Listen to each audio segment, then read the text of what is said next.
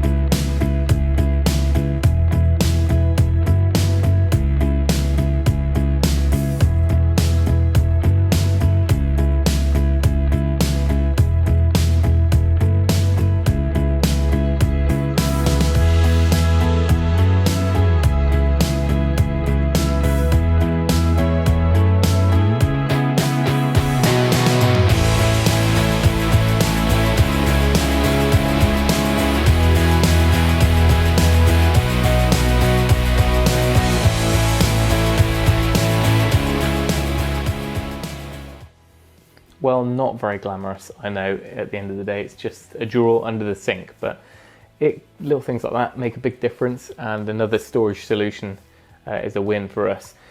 There's a few things like this that I've got on my list that Joe's made me, more storage solutions, integrated hidden storage and stuff around the house. So hopefully a few more videos like this to come. Next video is going to be back on the porch project. We've got the flat roof install of the EPDM, all the flashings, the lead work. That's all going to be in the next one. But that's it. Thanks for watching. Remember, if you can, do it yourself, and we'll see you next time.